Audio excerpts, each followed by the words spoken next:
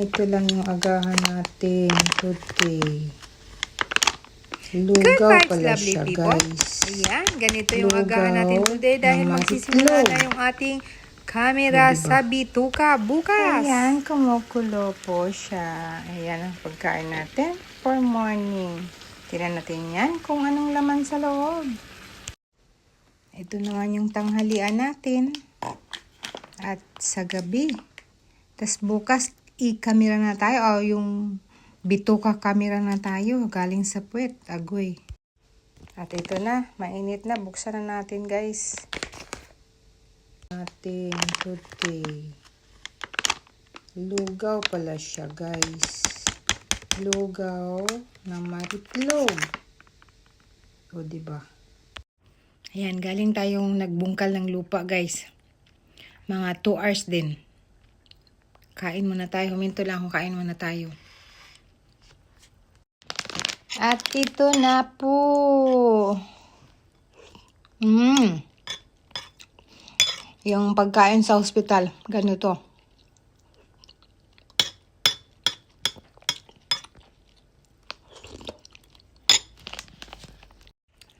Masarap naman siya, guys.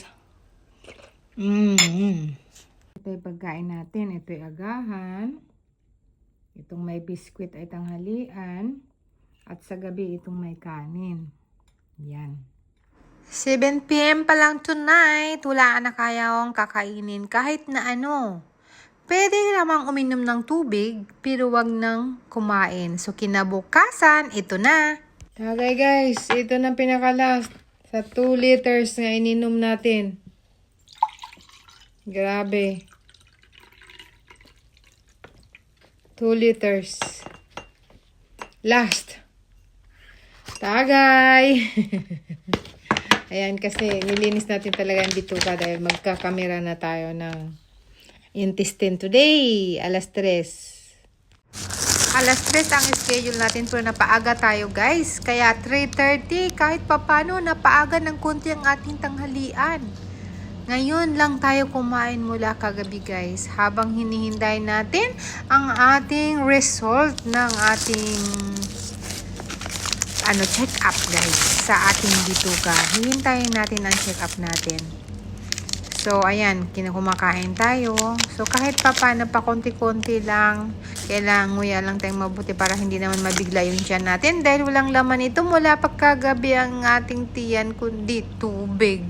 Na lagi nating bawas ng bawas para luminis ang ating bituka.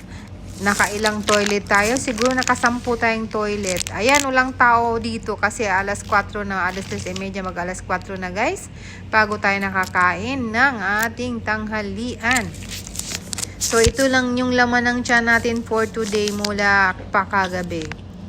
So, 'di ba? Ang hirap magpa-check up, pero kailangan talagang i-check up ang ating tiyan dahil sa magbabara na naman soon. So, maagapan na natin. Gustong-gusto ko kasing maayos at hindi ako makaramdam ng kirot sa aking bituka dahil ang bituka natin ay madaling magbara. At salamat naman, maganda ang resulta, pero meron lang talagang room sa ating bituka na maliliit na pwedeng magbara ang ating bituka. Pwedeng mapasukan ng pagkain. Kaya, kailangan natin talagang i-check up. Wala namang pulip, so maganda naman yung check up natin.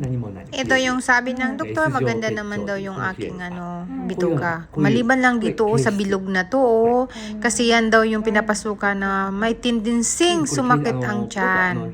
Diyan daw yun yung dahilan na papasukan siya ng pagkain, sasakit ang bituka, sasakit ang tiyan. So maganda naman sabi niya. At kinabukasan po, ayan,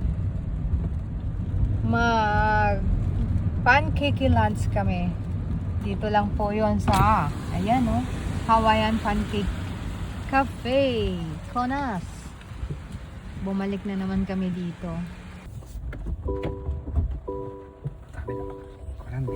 Ayan, meron din sila peso sa labas, guys, pag walang ulan. Ayan, malinis na ang bituka. Dudumihan ko na naman uli. Agoy-agoy. Hindi naman pwedeng hindi kumain, guys, no? Next.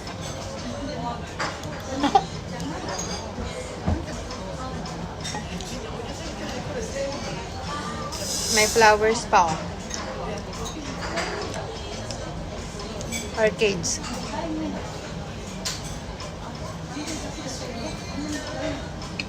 Kumorder kami ng curry at yan ang kinain ko. Pero hati kami ng asawa ko. Titirhan ko yan. At kalahati. Tapos yung pancake, kalahati din. Hati kami. O, diba? Gaminis na yung bituka. Dudumihan ko na naman yan. Kaya mawas din. Para calorie gawin na ako rin. Ambon sunsun isuro ka raw. Biruin nyo yun. Ayan, oh. Grabe. Ay, grabe ang calorie nito. Ayan, oh. Grabe ang calorie. Agoy, tinatawanan ng calorie at kolesterol. Ayan, oh. Okay.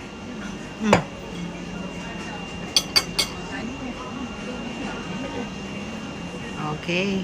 May sugiro na choyo.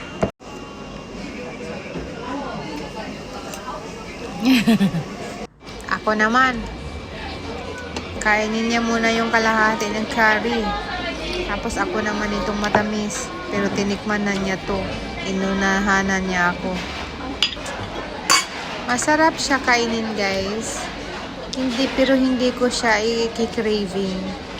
Oo, pwede akong kumain. Pero hindi ko to i-crave kahit kailan. Kasi ayoko ng calorie. Ayoko ng ganito. Pero nandyan na kinain ko na. Agoy. Relate ba kayo? Kaya mapait na kape ang babanatan ko. Anong mas masarap sa kape? Na mapait? Tarang! Tarang! Next day again, guys. Ayan, pupunta kami sa trabaho ng asawa ko. Titignan namin yung sukat kung tama ba yung gawa ng mga staff niya. Ayan. Kung straight ba. At pag-uwi sa bahay. Kunting ichigo. Last na to. Wala nang ichigo sa kapatid ng ina ko. Last na siya. Harvest. Kaya, samantalahin na natin. Gawin na nating juice. Pero babalatan natin yun, guys. Kasi may mga buto-buto, oh. Bawal sa akin. Kaya, let's go. Balatan na natin. Kaya, ilang piraso lang binalatan natin with banana and milk.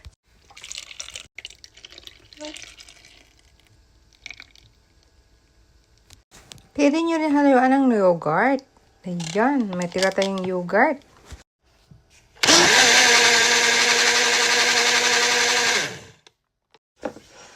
Ayan, tagay tayo. O, diba? Ang sarap.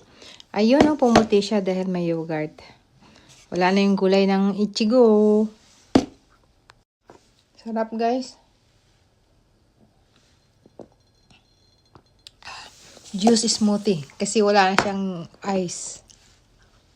Next day again of this week. Tingnan nyo naman. Busy-busy tayo ngayon, guys. Ang dami namin puno. Yung iba, nabili na. Kaya, ayun, oh. Tinam na natin ang kalabasa. Yung pinag-alisan ng puno. O, diba? Sana dumami ang kumapal yung kalabasa natin at magkaroon ng bunga. Pero may flowers na kaya yan. Diyan lang. Yan, dami natin puno ng niyog. Palm tree. O, diba? Ang cute, oh, guys. O, kasi meron siyang meron siyang parang kakambal. Ayan, maliit. Tumubo. Nagkaroon ng kambal. Ito naman banda, meron tayong mga sotetsu. Ayan.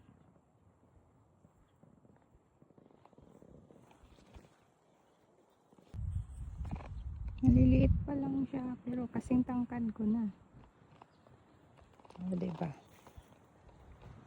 May matangkad pa sa akin din.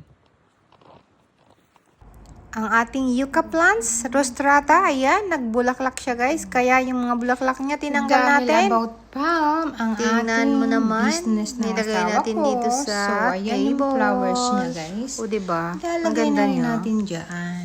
Ayan, puro palm ang gawa nito. Coconut palm. Ayan. Pati itong sapin from coconut. At itong bagol. Ayan. From coconut. O, diba? At least, mapakinabangan natin yung binili natin. Agoy.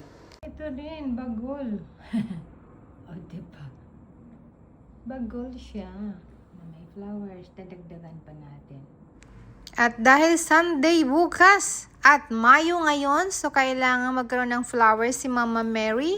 So ayan, ginawa nating puso. Gumawa tayo. Blessed Sunday everyone! Ayan. So nagsimba tayo guys. Para sa world peace at ating Pentecost Sunday. This is Pentecost Sunday celebrating, guys. Ano, kangkong. Outside sa church, kangkong, mayroong nagtanim Pag ng lumaki na yan, manghihingi kami dito kangkong, na yan mga sa Vietnam. At walang ginawa si Habi. Magta-travel na naman muna kami uli. Papunta na naman kaming Tokyo. Dahil may lugar sa Tokyo na puro Korean restaurant ang meron. So, itry nating puntahan. Ayan, Korean restaurant. No, kangkong ko lahat na Leori. No, masyadong marami nakapilo. Pilo silo. Da? Aso da ne, moku da na. Dakara人がいっぱい。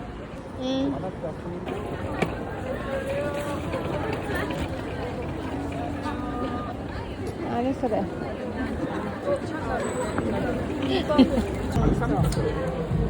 ダンプリングでもいいじゃん。石焼きビビンバ。なる。これがいいよ、これ。